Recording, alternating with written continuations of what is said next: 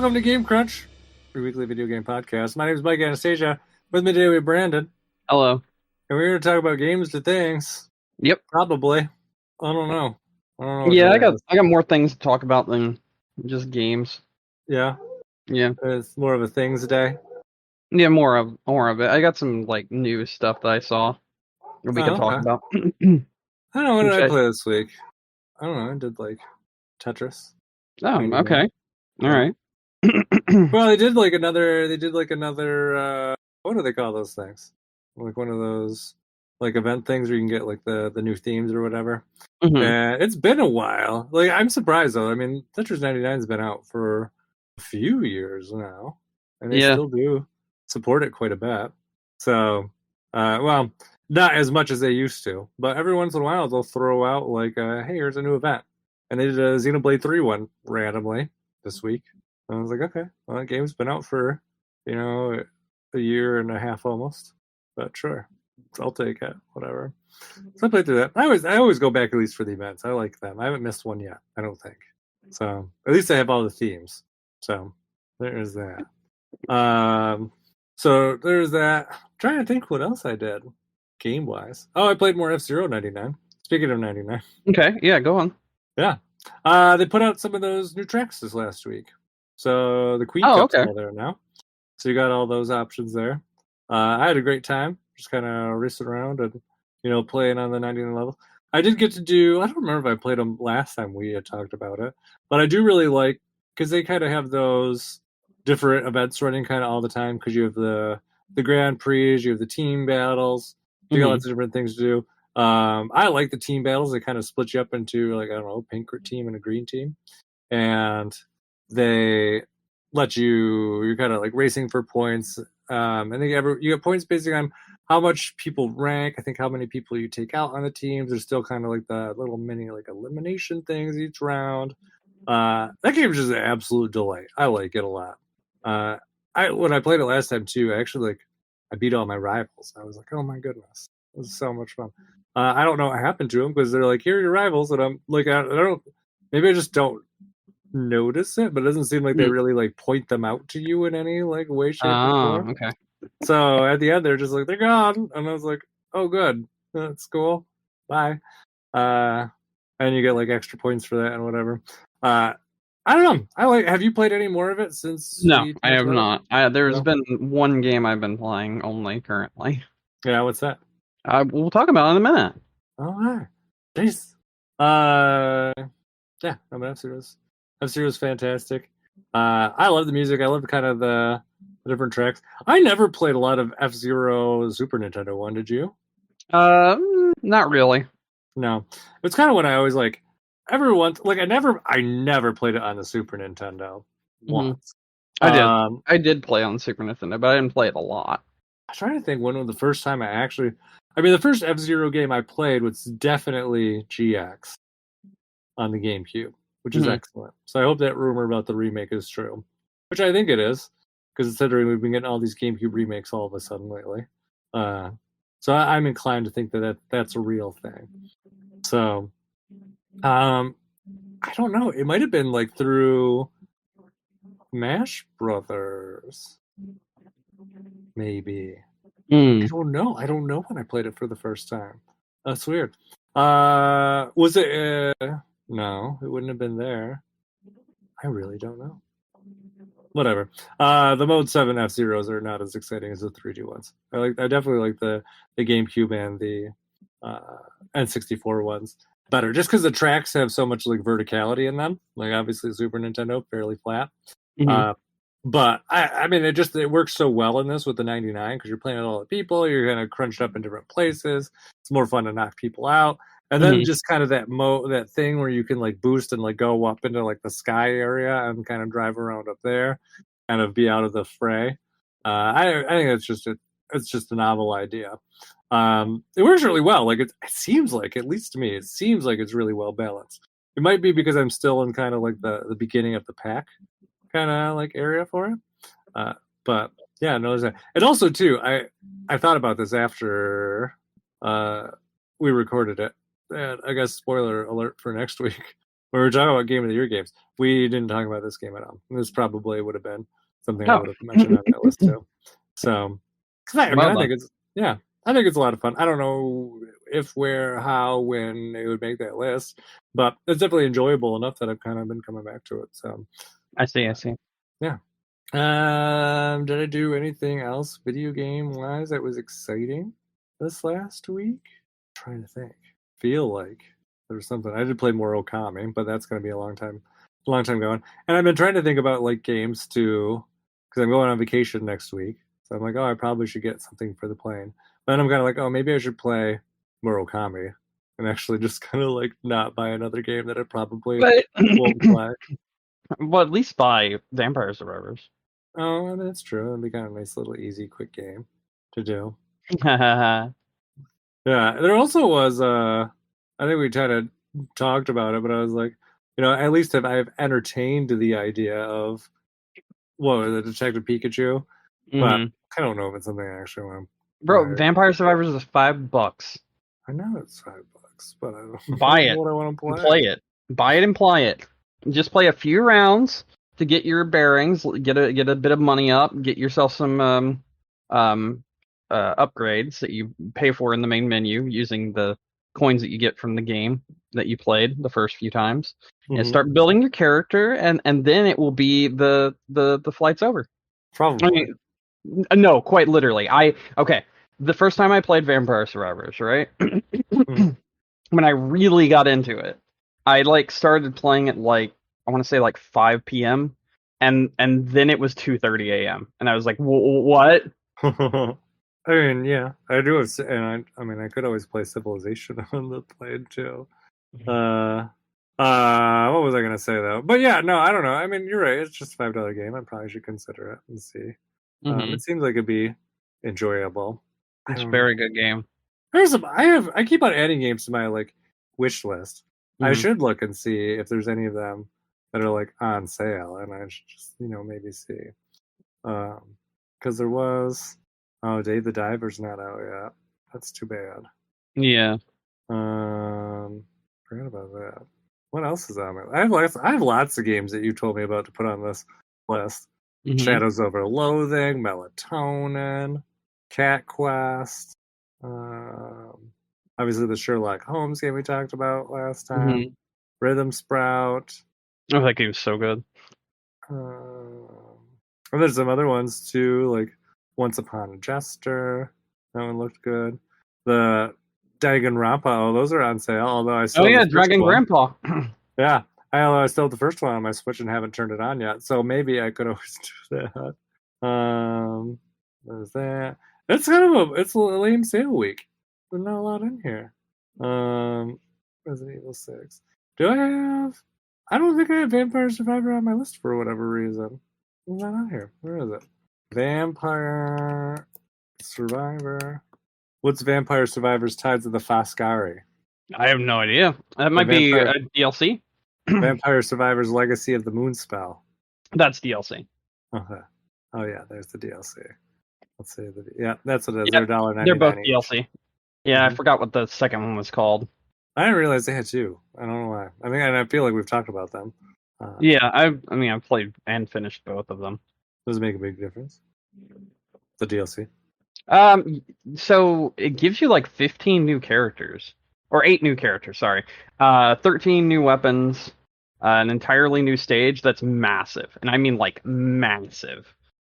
So it does make a difference, but it's definitely something you'd want to play after you played the first few stages to get your bearings, because there's I think 5 stages, then the DLC stages, but then 4 hidden stages. And the way you unlock certain things and do certain things is not really that clear, but that's kind of the fun of it, because you just kind of explore a lot. But I definitely would think the DLC stages are something you'd want to play after you've kind of leveled yourself up some.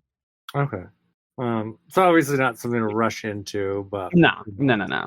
There, you need it. I don't know. I feel like there's been a lot of other games though that you've been like, hey, you should play this. Yeah, probably. Yeah, I don't know. Tell me about what you've been playing.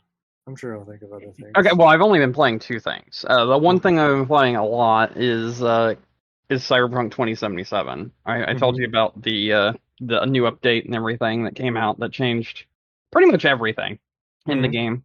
I've really been enjoying that, going through the game with that new update and building a character using said new update. It's very good, very well done. But there's another thing that also I wanted to talk about. And like I've really been enjoying Cyberpunk like a lot. I've been looking into a lot of the weird secret stuff that's people have been exploring in the game since the beginning. That's kind of neat.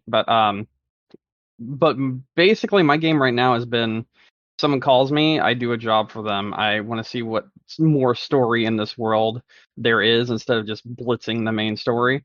And I definitely feel that going through the game that way is so much better than blitzing the main story. I have learned and seen so many cool things because of that. I've also been doing all the like take out the cyber psychos missions, which is also really, really good. I just in general, I think that Cyberpunk 2077 is where it should have been when it launched now, and in some cases even better. I haven't played the DLC yet. I'm waiting to go through my whole game before I go to the DLC, but I plan on doing that as well. But I've just been getting lost in the world of the game, and I do think that not on the same level as No Man's Sky, obviously, but I do think they've definitely brought this game back and made it really good now and definitely playable. That's good. Yeah. I mean, wasn't The Witcher 3 kind of the same way, though? Or it was kind of like when it came out originally? Witcher 3 was always a good game. I thought it wasn't good until, like... I mean, not to the level of Cyberpunk. No, it was literally game of the year, the first year released. I thought it was just like, hey, this is a good game. And then it wasn't until they, like, did more stuff. But you would remember more than me. No, Witcher 3 was literally, like, God's gift to gaming for like the first 2 years when it released, similar to like Red Dead Redemption 2. Well, it's rumored that Red Dead Redemption 2 is coming out with things again. Speaking of, wait, what? There's a rumor that Red Dead Redemption 2 is coming out or being re-released again as well. That would actually be really good because right now it runs at 30 FPS even on PS5, and that is just unacceptable. Yeah, so I'm sure they'll just release it for 30 FPS. Yeah, you're probably right. Other things. You're probably right. Title. Yeah. Rockstar can't do anything right now. They're fucking stupid. All right, moving on from that, though, I do want to talk about another game. One that I've been talking about and giving you like updates on as new updates come out for CS2, CounterStrike 2. It is officially released now, and I think I've got some thoughts on it. Yeah. This is probably going to be the hardest thing to say. I don't like Counter-Strike 2. No. Yep.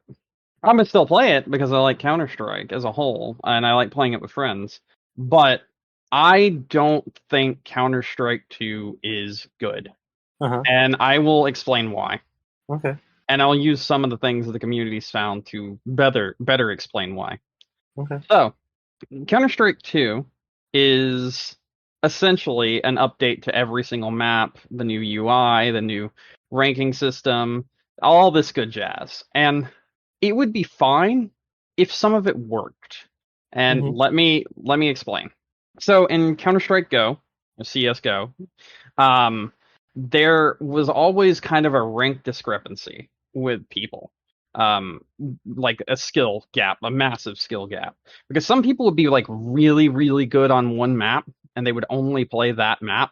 And so they would use that one map to rank themselves up to the highest rank in the entire game. But then you'd play against them on other maps and they'd be absolute dog shit. But they would bring in the higher ranks because even though they're bad at that map, they're going to bring in the higher ranks because they're ranked the highest in the game because they only played on that one other map instead. And so they decided to do something different, which was basically make it so you get a rank per map. So every map gives you a different skill rank now. And that's actually a really good idea in my... I actually think that's a good idea. In my opinion, I think that's a really good idea. However, it doesn't really work. And let me explain. One of the big things about ranking systems in CS:GO was everyone could see your rank in the game at the end of the game and see what everyone's rank was, essentially. Mm-hmm. That doesn't exist anymore. You don't see people's ranks in this game ever anymore, which really sucks. So you've got that now going for you. And then on top of that, every map, you have to win 10 times on that one map to get a skill rating or a rank. However, after you've gotten your rank, it doesn't feel like there's any way to go up in rank, even winning like 7 or 8 in a row, because it seems like it's broken where you actually can't rank up off of wins on a map, which means you're stuck in the skill group that they gave you before in the when you first got your rank, which makes zero sense to me and doesn't work at all. So that's awful. They added every like map in. Like you've got like a whole bunch of maps now to play from instead of just the 6 we had before. So that's good. So Dust 2 and Office are back, which are 2 fan favorites, even though they weren't in the map pool before, but they are now. And they also added Italy recently, another fan favorite map. And that's cool. They did some good stuff there. But like I said, the ranking system just does not work. So I actually feel like the ranking system is worse in this game than it was in CS:GO. And that if it was just something like that, it's like, all right, yeah, cool. I can ignore that. But they swapped over from a tick system where it was 64 ticks, which was like a 64th of something. That's when it would update like your exact shots, your damage, this sort of thing, which wasn't really fast enough to be updating at, and so because of that, it was kind of fell off at times in CS:GO. But in CS2, they updated it to a sub-tick, which means basically at any point in time it can recognize your shot. So it should essentially be 1-to-1. Like I click a mouse, the shot is fired. You know, that sort of thing. The server registers that I made that shot immediately, more or less. And that's not what's going on here, but not because of the servers, because the servers are great. The issue is there's a lot of latency in this game for some reason because of the new engine they're using. And because of that latency, it makes the game feel like the servers are worse when they're not, because the game is just built worse overall. And it's kind of hell. It's kind of really hell. It's something they're still updating and still trying to fix and everything, but this release is definitely a rushed release. It should not have been put out right now in its current state. There's nothing here. There's no reason for it to be the way it is. Like I said, matchmaking's broken, the servers are broken, the latency's bad. At times, I've literally shot people directly in the head. Like there is no way that shot did not connect with their head. I literally watched it, and the game's just like, that didn't happen. So, which is great when you have those kind of games, when you're playing that. When you're playing a massive competitive game that's very technical and everything. Yeah, exactly. It's great when that happens. And I think because of that, this is a worse version of CS:GO, and it takes, I would argue, less skill, because it kind of, due to the latency and the problems that it has, you're better off just holding the W key and running down long and just shooting people as fast as possible, and essentially making this less of a competitive shooter that involves like tactically thinking out your movements and more about just kind of killing everyone as fast as humanly possible, which sucks because I do feel like that's not CS. That's not CounterStrike. Like this isn't CounterStrike. It is, but it's so like sterilized and it's so modernized that it kind of lost its own identity. And currently, I don't see this going over well with the competitive scene. So much so that like CS:GO's gone. It's been deleted. You literally can't play CS:GO anymore. But tournament like people that are running tournaments, they are still running their LAN CS:GO tournaments. They are not swapping over to CS2. They're like, I'm not doing it because it doesn't work. Yeah, well, that makes sense for having those kind of latency issues. So they've got problems right now, and they really need to fix it.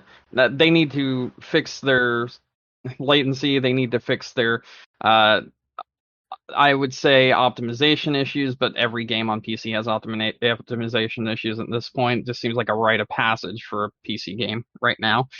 They need to fix their ranking system. They need to add back short matches. They need to add back gun game. And you know what? I'm doing all this bitching, and I literally just saw an update start. Oh, but it's all fixed. No. I don't think it's an actual update. Doesn't look like it is. Patch notes are going to be like latency is 100% fixed. Thanks for your time. No patch notes for today. That was just the servers coming back online, so that's all. Yeah, but who knows? I mean, it should not have been released right now. Like that's my main takeaway. I do feel like this was a bad move. I feel like with a lot of these online games, they kind of do like these soft launches where they're like, oh. But they already did that. They did that 4 months ago when they released it into closed beta, and then they did it 2 months ago when they released it into slightly less closed beta. Okay, well, they're still soft launching it. But it's literally the only game you can play now. You see what I'm saying is when I said they deleted CSGO, the game doesn't exist anymore. You can't play CSGO anymore. It's been replaced by CS2. You can't call that a soft launch when it replaces the game that it was meant to replace in the first place. If you could still play CSGO, I would be like, yeah, it's a soft launch, but right now you are forced to play CounterStrike 2. That is the only option you have anymore, and it kind of sucks. Yeah. Yeah, exactly. It kind of just and a lot of the community kind of feels the same way. Mm-hmm. See, the game has had so many, like it had 7,823,750 reviews that had it at very positive ratings, right? Mm-hmm. Yeah. Since CS2 has come out, it has received 160,406 new reviews, and it has now lowered its rating to only positive. Okay. That's a big jump and a big amount of reviews in less than 3 days. Yeah. So I just feel like this was not ready. This should not have replaced CSGO at this point in time. It's not good. Well, hopefully they just keep working towards making it better. Yeah, I hope so. Like mask, I guess. I hope so. But now I have like the bad feeling that they've launched it, and now they're like, well, now that it's launched, who cares? But I don't think that's going to be the case. But still, I'm worried. Yeah, and on the flip side, though, it's always kind of one of those things, though, when you have these missteps like that. Yes, you could kill your entire brand. Yeah. Well, yeah, and the other side is too inevitably, something will come in to fill that void eventually. Mm-hmm. So, if it doesn't end up being, if CS:GO or CS2 can't turn itself around, inevitably something else will come in to, take that spot and get people what they're looking for. So yeah, I mean you're not wrong, but like it's such a big misstep. Like there's here's like a review. They ruined the game. They're like talking about barely being able to get like a normal frame rate, but it's like, okay, well, CS:GO ran on anything, which is fine, and I get it. Some people had much lower hardware, and CS:GO was like a game that anyone with any kind of hardware could play, and so people are gonna feel like betrayed by that. But here's me. I have like a $2,000, $3,000 computer. Yeah. I drop to like 40 FPS from like 120, from like 144 from time to time for no reason whatsoever. That is not normal. That is not what should be happening. I have literal state-of-the-art hardware in my computer, and I'm dropping to the 40s. I'm dropping below 60 FPS, which in a game like CS, you should have as many FPS as humanly possible. When I was playing CS:GO, I would have between 300 and 400 FPS in that game. Mm-hmm. In this one, I get between 120 and like 144, 160. But like it will often drop down to like 40, which is just not acceptable. Yeah, I mean, obviously, like, it should be top-of-line computers. You expect top-of-line performance. And I would also point out that like there's some other issues that I don't think they took into account, because see, like, this game's really, really pretty if you have the hardware to run it, which I do. So I'm able to see the game in a really, really pretty fashion. But I actually have an advantage, even with the like frame drops and stuff, because, and I'll give you an example. So if I have lighting and shadows all the way up, and someone hides next to a vending machine, the light gives them away because I could see the shadow of that player up against the vending machine being cast onto the wall behind them before I see that player. So I will know they're there because I have my graphics set to max. So that's also cool. something that people weren't really thinking about, because that actually gives people a competitive advantage for having better hardware, which was something CSGO was very much against from the get-go. Everyone was supposed to be on the same kind of ground, the same kind of playing field, no matter what your hardware is, essentially. But that's a really good point, legitimately have a competitive advantage because I can crank my settings that high, because I can see that they are there before I see them. And I have shown that to people, and they've been like, holy shit, that's such a misstep that they didn't realize that. Or there needs to be some kind of like in between where like the shadow is cast in a certain way still for the people on lower end hardware, because without that, you wouldn't know. Like, you would not know. I've had to warn my team every single time on that map, do not stand directly against the vending machines, because if they have really good hardware, they will see your shadow across up against the wall. But like, it'll be a soft shadow, but they'll be able to see that you are standing there next to that vending machine hiding, because of the fact that they have better system than you. That's pretty wild. And yeah, it is wild. But I've had to literally give that warning to everyone. So vending machine shadows. Yep. I mean, it's a nice cut, because it does make sense. No, it is. You it's would really actually cool. give off a shadow if you're standing in front of a vending machine with its lighting in a dark hall, and your shadow would be cast onto the wall in front of you. And it does make sense. It is really good. It's really cool that they did that, but there is an issue there when it comes to the discrepancy between a person with really high-end, computer and a low-end computer, and where they're not going to know that, where they're not going to see that, and the person with the high-end computer does have a distinct advantage with something like that. Yeah, I don't know. That's, like you said, it is kind of cool because they have that there. Yeah, it's super cool. Yeah, but I don't know. I mean, wow, it's just kind of wild to think about. If we ever had games that really, has there ever been a point in gaming where this has been an issue before? I'm sure it has. I'm sure it has, but like, I can't really think of any off the top of my head. But I do want to show you, like, for instance, the vending machine and how it like gives off a light. So I'm going to show you a picture. I'm going to put it into chat for you specifically, because it's really neat. Usually when we talk about these multiplayer games, they always make them for the lowest common denominator. They do. You're right. Yeah, because they want it to be played by as many people as possible, but kind of like you said, you don't really want to give anyone an advantage through their hardware. So usually, they might not be, kind of like you were saying with CSGO, might not be a tech powerhouse. Yeah. But it's made to kind of be an even playing field. Yeah. That's really interesting. So I'm just gonna post some of the images into chat for you real quick.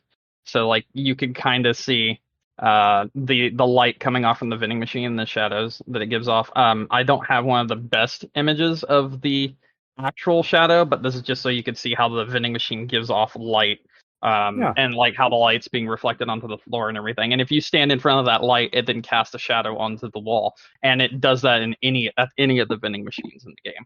Yeah, that's cool. It looks good. I mean, the game looks like incredible. It really does. If you have the hardware for it, it looks awesome. But there is that issue that I just told you about. Like, that is a legitimate problem that needs to be, I don't know how you would fix that issue, to be completely honest. But I know that it needs to be fixed, because I don't want someone to have less of a competitive like edge because they don't have good enough hardware. I feel like that's just not in the like nature of CS. Yeah. It's still CS, but it's just slightly off, aside from the latency. Like, it is still CS, and if they get that latency handled, and they get those little issues that I'm pointing out, taken care of, then it will be a good game. It will be a better looking and a better version of CS:GO, but we're not there yet, and it should not have been released in the current state that it's at. I don't think that they've ruined the game. Valve is not really one to abandon something, especially something as big of a cash like making machine as CS. Yeah. So I don't foresee them like abandoning this, but I do see maybe some of the players abandoning it, and maybe it taking a bit to get people back into the game because of some missteps with releasing this early. It's just, I can give you another example of how underprepared they were for this release. Until like 2 days ago, my icon still said Counter-Strike Go, even though they deleted that game and it's only Counter-Strike 2 now. Oops. Yeah.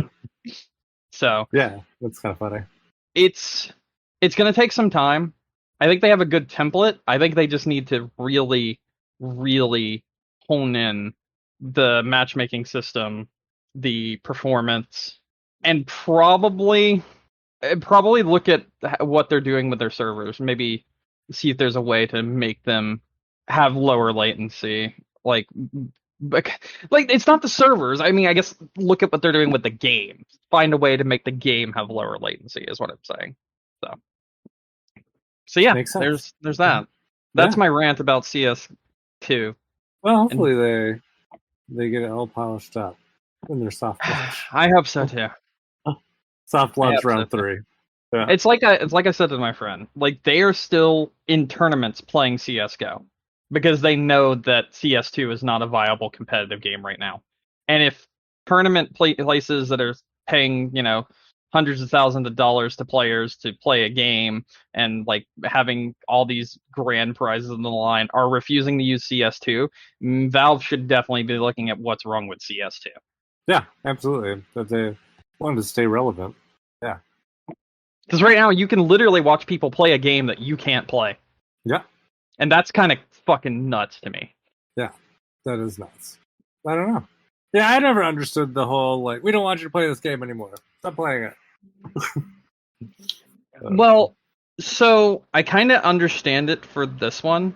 And I'm not going to defend it and say, oh, they should have done it or anything. This one, they definitely felt like they had a better product. And as such, they wanted to push people towards that product and not split the player base between both of their products. Yeah. You understand what I'm saying? Because then you have less of a player base in both spaces. And because of that, it's one of them's going to die out no matter what. So they just decided, hey, let's just kill it off right now. That way they don't have a choice. We don't split the player base. The player base goes one place. But the problem is when you do that, you're supposed to actually have a better game for those people to go to. And I just don't think they do right now. Yeah, well, like I said, I mean, I understand the logic behind, like, stopping it, but, like you said, make sure the product is up to par first before you do it, instead of just kind of like, let's just kind of, I agree. Yeah. I agree. This is a very big misstep, I feel, for Valve, because I feel like Valve normally thinks things through before they do it, and this one just feels like they pushed something out too quickly. Yeah, I mean, it could be the case, for sure. But, listen, if it has the longevity of CSGO, maybe they will be able to, get things moving in the right direction over the next decade. I think they will definitely be able to get things moving in the right direction. It just depends on how fast they can do it, and if they do it fast enough that the player base doesn't dry up. Yeah, it definitely doesn't seem like an Overwatch 2 type situation. No. That's definitely not what this is. But this is definitely something that needs to be addressed as fast as possible. Yeah, definitely. What else? I ain't got any more games to talk about. Okay. I'm done. I'm done with games. All the games. All of them are done. I guess there was a little bit of news. Epic Games is laying off like 800 people. Yeah, that's actually really crazy. So, can we talk about that for 1 second? Yeah, of course. That's why it's on the list. So, this is partially because the engine that they use, they like give people just like full monetization of said engine and whatnot, and with I think a specific cut that's way higher than anything else, essentially. there's been one thing that's taken off massively. I mean, massively using um using it. Have you heard of a thing called Skibbity Toilet? What? Okay. No, I need you to say it again. I definitely don't know what it is. Skibbity Toilet. Skibbity Toilet? Yes. No. All right, so I'm going to show you this, right? Right? Okay. All right, here, look in general again. Look at this person's YouTube channel, all right? And then go to most popular, and look at how many views this person has for their most popular videos. Let's see. Okay. A lot of views. Yes. Double-digit million views. Yes. Yes. What's this? Yes. 72 and 82. Yes. Yes. So they're using the engine that Epic's using, even though it's made and designed to look like they're using Source Filmmaker. But they're using the same engine as Epic, so they're able to do all this fucking ridiculous shit with it. Essentially, they've made the story, right, and it's a unvoiced story about a man's head in the toilet fighting the government, essentially, and who's good, who's bad, all this good stuff. It's actually very well done and kind of crazy to watch. I have seen the first 40 episodes, I think, or some shit. I've seen a lot of it, basically. But the way the revenue works with people that have done stuff with the engine that Epic Games uses is the revenue that those people get. Normally, when you use an engine or sort of something like that, it would come back to you. Like you'd get some kind of cut from it. But Epic Games didn't do that. So all the revenue from this series, which is one of the biggest series currently online, has gone directly to the creator. And because of that, all that revenue that could have been coming back to Epic Games didn't. So we have layoffs of 800 people on Epic Games, technically partially because of this series. And everyone's pointing that out. Yeah, that's pretty wild. But also, just in general, it's crazy that they laid off so many people, and then they announced their own metaverse sort of thing after that. It's we've laid off 800 people. Also, we want to make Epic 5.0. I think it's what they said. 5.0. Let me see what it's called. Yeah. It's trying to become its own platform similar to Valve. Okay. So doing the things that Valve does, where it's building a whole story, having events, having this, that, and the other. And while doing that, they've kind of made many missteps, and because of that, now we're kind of stuck where we are with Epic Games laying off 800 people. And then, I think also the Epic Games director quit because of it. And when he quit, he stepped down. Well, I think the thing that was surprising was they laid off a lot of game dev teams, and they were oh, we weren't going to do that, and then they did. Yes. Because what was it? There was a pretty substantial. Was it Fall Guys? Is that who it was? I don't know. I think so. I think it was Fall Guys had a pretty decent chunk of their staff laid off as part of this. And they said that they weren't going to really touch the devs or anything. So so that's too bad. And that's such a huge amount of people. So I don't know. Although it did remind me, we never kind of circled back around to Unity and all that kind of misstep stuff. Oh yeah, a couple weeks ago. Yeah, because that Fallout was pretty wild. Yes, it was. Although it's still not resolved yet, from what it sounds like. Nope.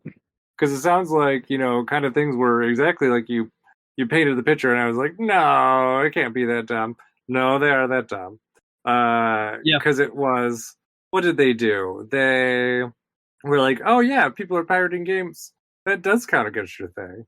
And no, not pirating. I said pirating. Yeah, I don't, because any installs count at it. Well, it'd have to be okay. So the way I looked further into this, so the way the installs worked, right, was every time it installed a runtime environment like thing, like it pinged the server, that counted as an install, right? So someone could buy a game, right?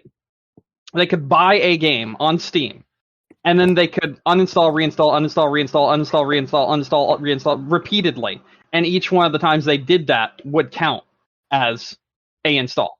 So someone made a script that would install a game and uninstall it 15 times a second. Yeah, as a way of spamming it, so that it would keep hitting the runtime check, and each time the runtime check ran through, that would count as one. So people would be able to do that if they wanted to essentially bankrupt the indie dev that they didn't like.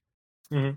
Yeah, but I think there was even one of the devs was like, yeah, here it is. Yeah, Unity has no way of preventing piracy with their new fee system.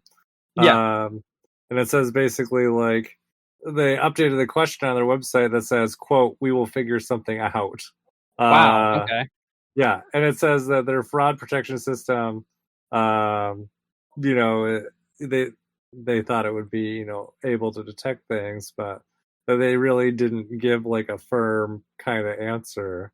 Okay, so that's two different things, because that's saying that Unity's new system has no form of DRM, and it would no. They're talking about fraud in terms of detecting like those kind of fraudulent installs in terms of trying to sort out, what are legitimate copies versus illegitimate copies. Well, when you pirate it, okay, I guess I'm going to reveal myself real quick. When you pirate a game, there's no runtime thing that needs to be ran. It doesn't go through a server. That part of a pirated game is disconnected. What you do is you just install the exe directly with some form of pirating software on top of it that acts as the middleman in between, so it never pings their server. So they would never know if you're installing a pirated copy. I that's why I'm saying it sounds more like they're saying that they're going to do this sort of thing where they have the new fee system and they're going to improve their logistics and their backends and all this good jazz, but they're not doing anything to improve or stop their games from being pirated. So it looks like if people didn't want to deal with this bullshit, they essentially could just go DRM free and sell their games DRM free without having to deal with Unity's bullshit, because of the fact that then people could just pirate that DRM free version repeatedly, because they wouldn't even be able to tell. If you use Unity, then the only way they would be able to tell is like by your number of downloads, I guess, but you could probably sell that on itch.io instead, and then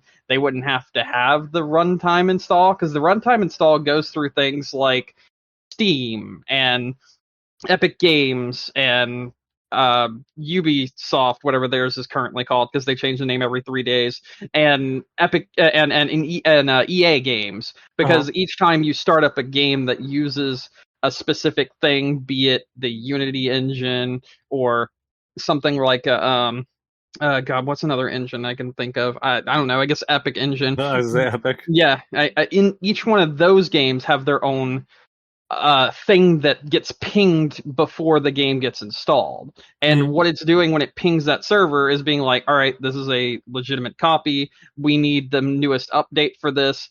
Put that on top of the package that you're going to be giving me. So then it'll download the game, it'll give you the check that you have a legitimate copy, and it will also install the game and install the latest updates for said game when you do that. But if you pirate a game, all of that stuff is ripped out, because all of that stuff is on like the client side, such as Steam or Epic or that sort of thing. But when you pirate a game, you don't deal with any of that shit. You just take the data that you're trying to get from those servers and you just instantly put it onto your system from like someone else's computer. So instead of going through the middleman like Steam or Epic Games or EA or Ubisoft, you're going through someone else's actual computer and taking the data from them instead.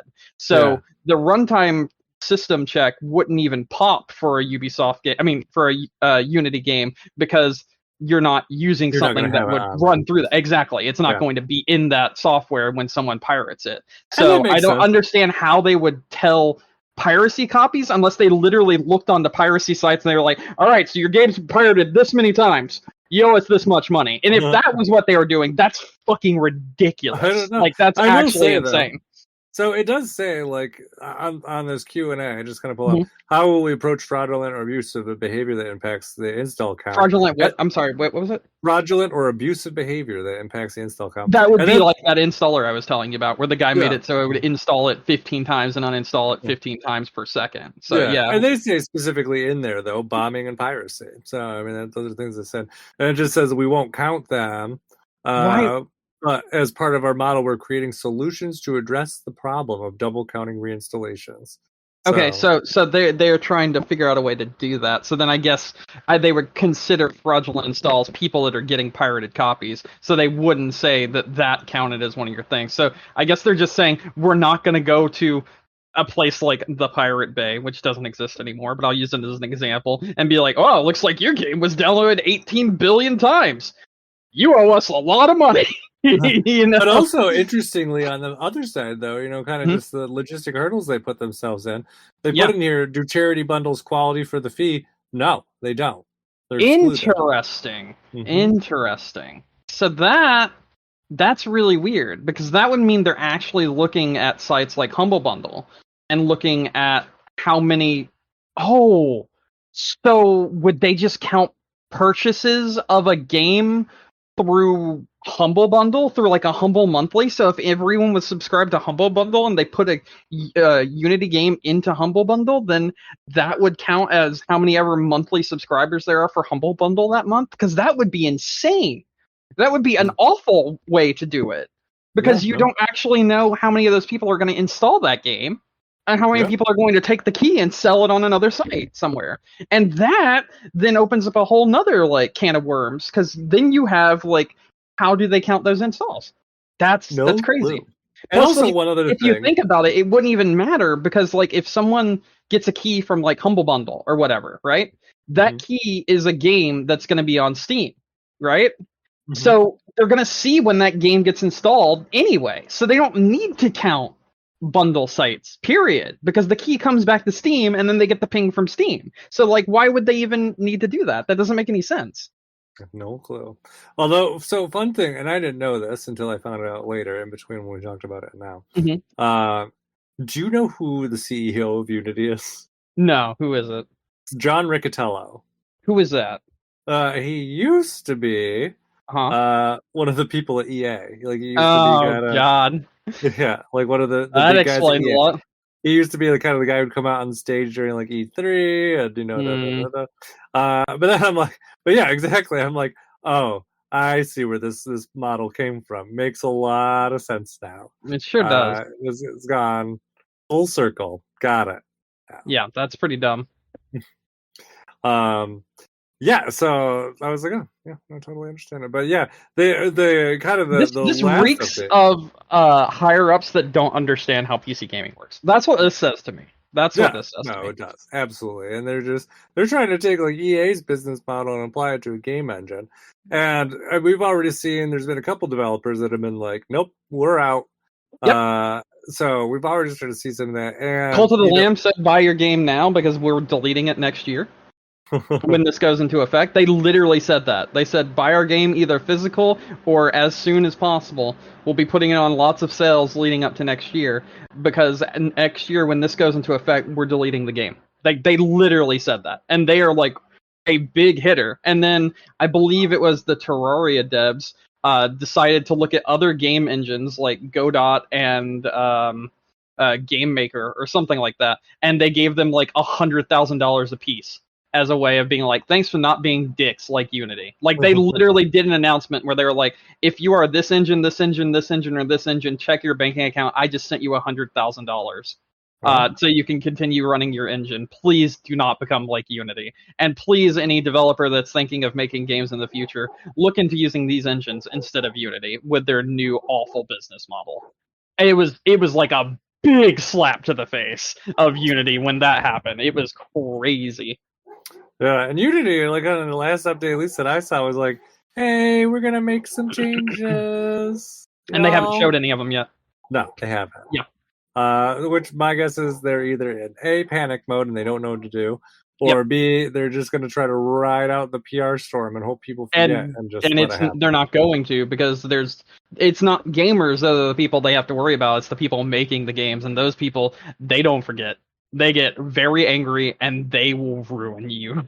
Oh yeah, but the thing is, though, there's probably some indie devs that are like, they've already invested all this money into Unity, and they're like, we probably just have to finish it with what we're doing. Like, we don't have a choice, which is unfortunate. Like, they don't get to. They're just probably stuck with where they are because they couldn't have the resources to move it over to a new engine, especially if they're kind of late in development.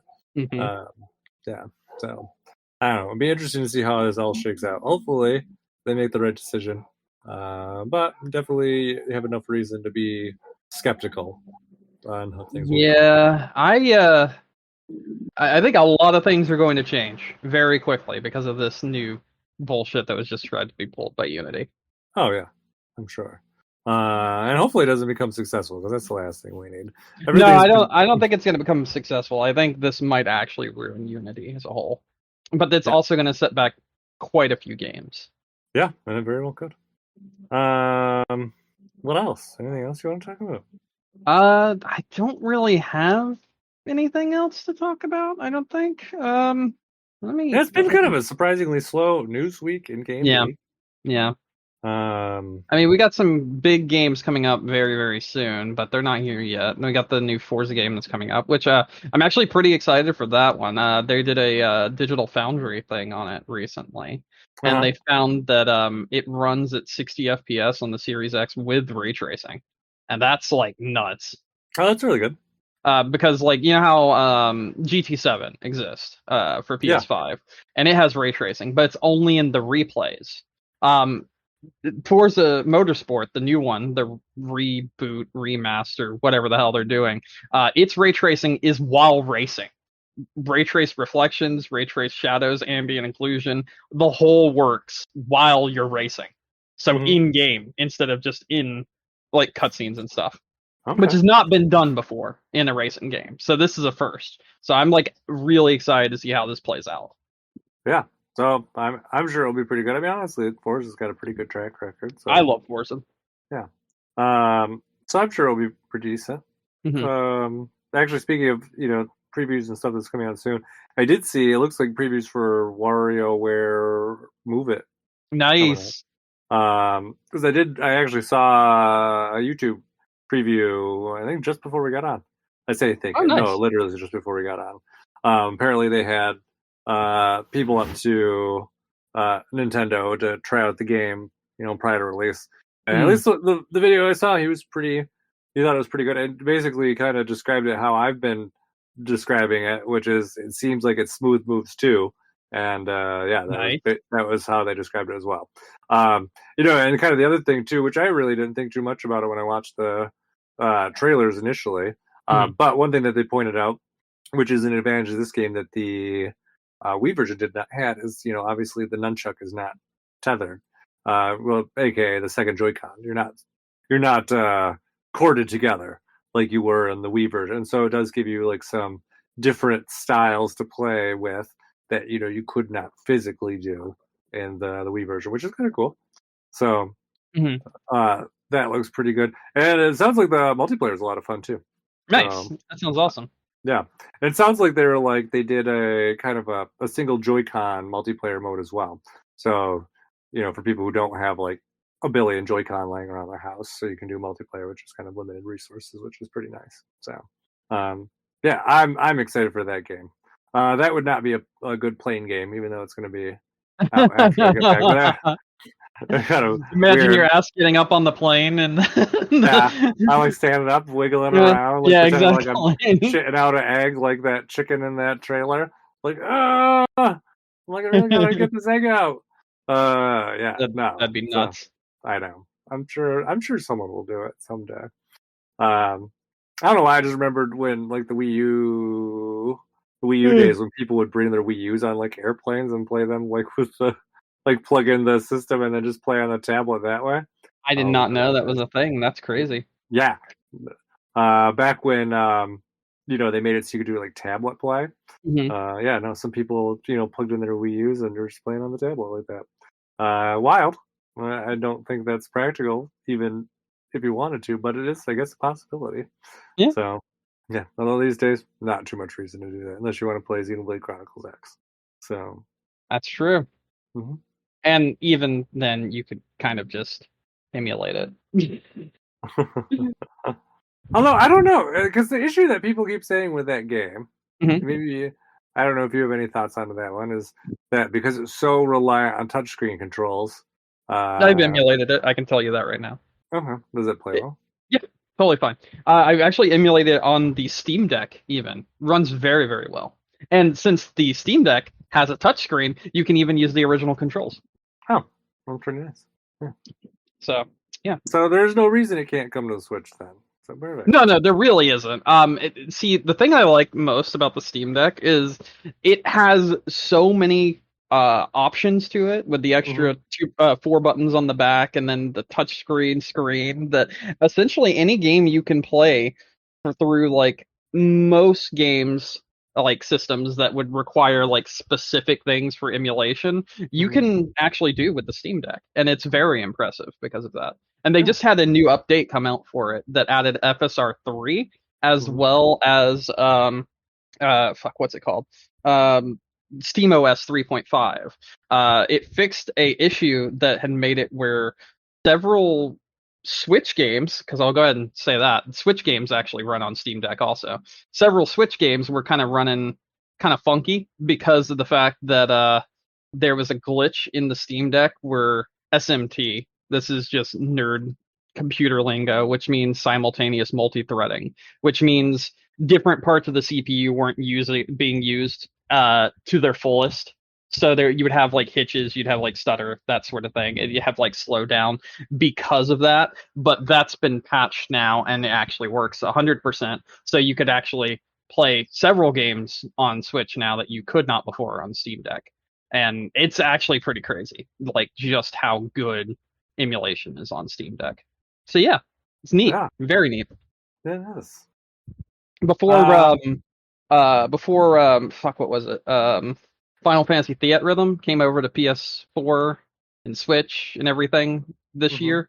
I emulated it on Steam Deck because they have touchpads, so I was able to use the touchpad, kind of like the bottom screen of the 3DS. So I was able to use the touchpad to like flick up and down and essentially write on a touchpad like you would when following on the bottom screen of a 3DS, and it worked really well. And I played Theatrhythm like that on my Steam Deck for the longest time because I love that game. I fucking love that game. It's so good, and you like Final Fantasy quite a bit too. So like pretty much all music in Final Fantasy is just god tier. It's so good, so well done. And since that is a rhythm game that revolves only around Final Fantasy music, I mean, it's just the best. It's so good. Yeah, no, it is. I mean, at least I like the demo from what I played. Although because there's so much in there, obviously you're kind of stuck with the not as exciting music sometimes too. Yeah. But yeah, no, I mean, I did like it. From what I played of it. It's still one of my favorite games this year. It's so good. But what? But not your number one game. No, absolutely not. I like I said, I do not think anything can beat Bomb Rush Cyberpunk. It's just so good. It's my favorite game of this year. We'll see. Still think it's a ploy. Yeah, you can think that all you want. I waited for this game for 4 years, and I got it, and it's better than what I was expected. So, that's good. Yeah. Yeah, it's not every day that you like have those games that are like, oh, the spiritual successor to, and it actually is legitimately a spiritual successor to the game that they're talking about. Usually they're disappointment. I'd say like I think I've mentioned before, or maybe I was doing this in a conversation with someone. I feel like the only game that's ever really lived up to that is like Shovel Knight. Like Shovel Knight, when it was like, oh, the spiritual successor, blah blah blah blah. Shovel Knight was really fucking good. Shovel Knight's always been really fucking good. Everything to do with Shovel Knight that they released was really good. What about Mighty Number 9? I knew that joke was coming. I was waiting for it. No. But they're like their 2D version of Mighty Number 9. I don't know if you knew that they released one. It was released to like backers, and then it became its own game. That was pretty good too. It was like the original Mega Man, not Mega Man X, and it was actually pretty decently done. But I believe that one was made by Way Forward, so it's like, yeah, of course it's gonna be good, you know? Yeah, because you have a confident 2D game company making a 2D game. Yeah, Way Forward's just excellent anyway. Like they're just really good at what they do. Mm-hmm. So. Oh, definitely. Yeah. Yep, that's it. That's me. I got nothing else. I got nothing else either. Ready to wrap up? Yeah, I'm good. All right. Well, thank you everyone for listening to us tonight. Don't forget you can find us on iTunes, Stitcher, Google, Amazon, wherever you get your podcasts. What else? Oh, our website, game-crunch.com. You're going to check out all our episodes there. Apparently Google Podcast is going away, by the way. I did not know that. Yeah, maybe we should do a podcast on YouTube. I mean, the podcast is released on YouTube every week. I don't mention it. Okay. I forgot. You should start mentioning YouTube, and because actually, like, podcasts do really well on YouTube. Yeah. Well, guess what? Spoilers. We're on YouTube, everyone. We've been there for a while. You can go and see us there. Yeah. So the podcast is released on YouTube, and yeah, probably more practical than Google. Yeah. So go check it out there. Yeah. Good point, Brandon. I like the way you think. Hey, thanks. What else? I'm not always awful. Wait, what is the YouTube? Where is it released on YouTube? Because I'm trying to find it right now. It's I have a channel. It's just called Game Crunch. And it's not anything exciting. It's just episodes. So I think it just does like a static background, and it's just like, whoop, there it is. Whoop, there it is. I'm trying to find it, but I can't. No, I can't. Maybe we got booted from YouTube. How the hell would that happen? I don't know. Copyright strikes. You could be racist on YouTube, but how would we get booted? If you could find it for me, I would greatly appreciate that, because I legitimately cannot. Is it Game Dash Crunch also? No, I don't know. Let me pull it up. Let's see where it is. Wait. Oh yeah, I found it. Yeah, I found it too. Yeah, I found it. Yeah. Wait, why is what? Is it weird? Why does it say workout and then it has like JoJo music? I didn't make this. Why is there playlist for JoJo? I didn't do it. It had to have been you. I didn't do this. There's no fucking way I did this. Because I did not do this. Unless Nick did it. Does Nick do JoJo workout? I mean, Nick works out. Maybe. Yeah.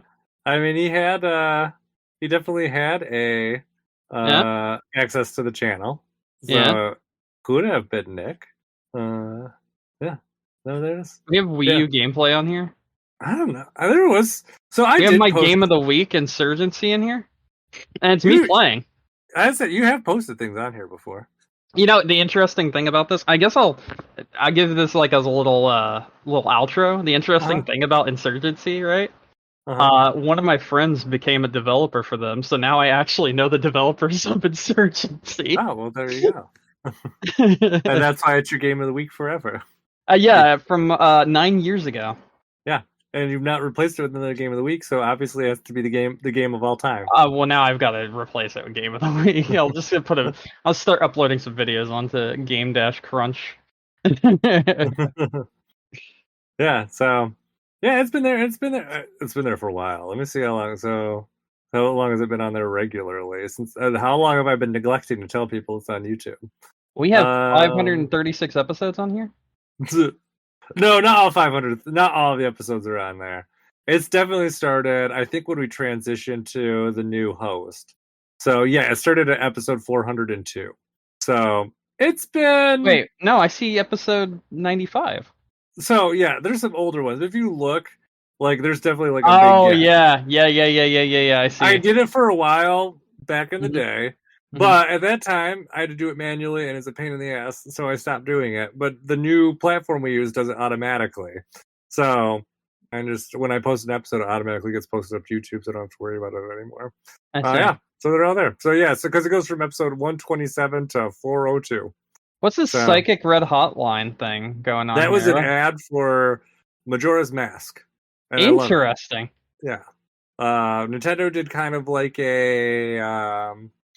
what's the word I'm looking for? Kind of one of those, like, not AR. You know what I mean? Where it's like kind of those, like, they're like a website where they're like, oh, there's these weird findings. I see. And they had like some videos, and that was one of the videos from it. And it always made me laugh. It was really funny, and I downloaded it back from, I don't know, when was that, 1998, 99. And then I had been sitting around my computer, so I uploaded it one time. But yeah, no, it's hot commodity. Like someone was doing like one of the gaming websites did kind of like an investigative story on it. And they reached out to me, they're like, "Well, here's the video," and I was like, "That's fine, it's not mine, so go for it." I'm like, I'm just hosting it for prosperity.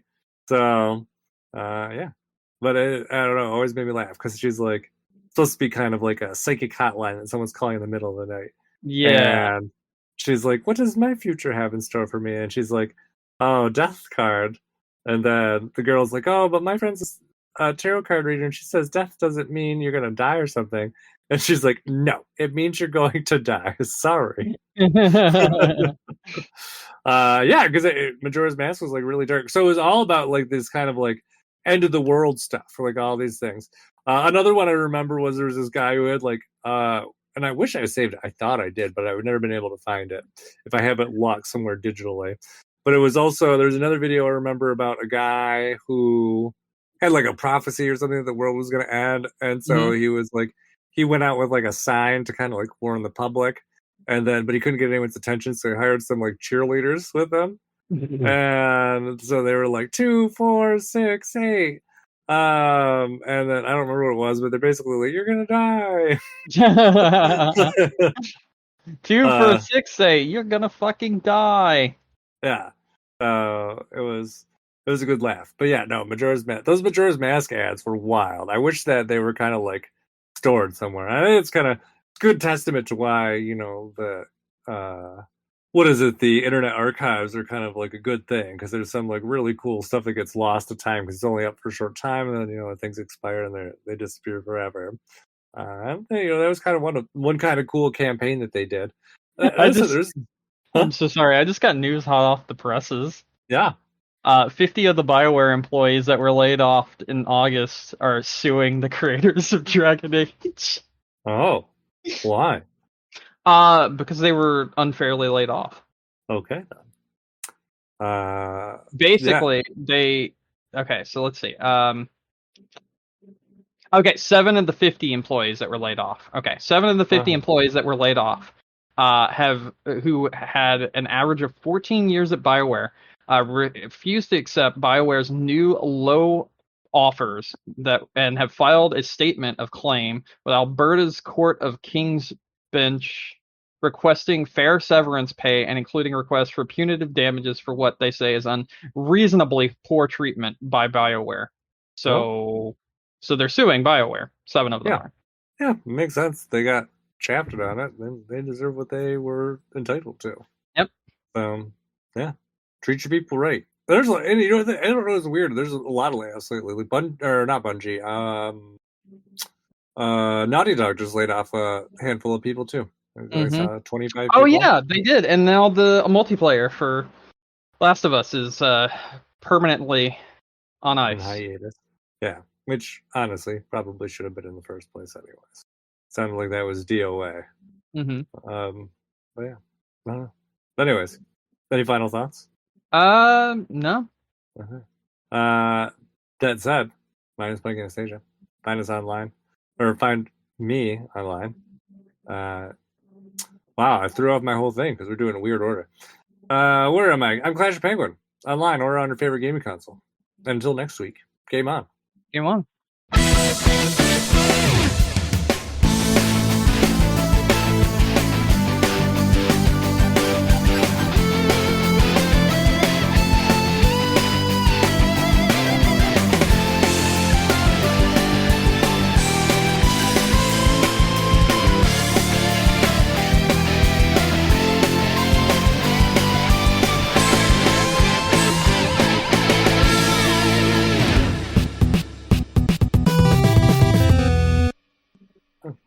I gotta update our YouTube channel because it's got like some outdated links. It still has the Order 333 stuff on there. Oh wow! Just leave it there. Join hosts Mike, Brandon, and Tom as they take you through the video game. Oh no! Yeah, has not been updated in a while apparently. Oh, Naughty Dog, Last of Us Studio, is reportedly not giving any severance packages to those that they have laid off and are now pressuring employees to keep the news quiet. Well, too late for that. Do they know how that works? Well, I mean, Nintendo just sent me an email telling me to buy indie games, and the second game on the list is Vampire Survivors. Hey, let's go. We'll do it. Fourth game on the list is Inscription, which I already own. You already own that one, so you're already ahead of them on that one. But go buy Vampire first. Yeah, maybe I will. Do it! I'm gonna strangle you. We'll see. We'll see what happens. It will be like the I hope it's just a surprise game where you're like, all right, number 2 on my list is Vampire Survivors. Damn it, Brandon, you got me again. Or watch it, buy it, I'll hate it. But this is the worst $5 I've ever spent in my life. I would be so upset. I will tell you this. Listen to me, all right? You have to put in time to see everything that is there. It looks very... I've explained this on the podcast before. It looks very shallow from the beginning, like nothing. But it is so deep that it is insane. The more time you put in, the more stuff you learn about the game. And that is what makes it so special, in my opinion. Yeah. Well, I mean, that's how Inscription was, I feel like, too. Mm-hmm. You know, that game really, like, on its surface level was kind of didn't seem that, like, crazy. Oh, I would say this is even more so. Like, even more so. Because, like, you would never in a million years know what's here from the game just from starting it up the first time. You'd be like, well, what the fuck is this? Did I get ripped off? And many people felt the same way until they put a few hours in, and then they were like, oh, now I get it. And that's kind of the whole big thing with the game in general. Okay. All right, I'm gonna go because I just got invited to play CS2 with my friends because they still like the game and I like playing with them. Play this trash game. I am. I actually tell them that every time I join them. All right, see ya. All right, see ya.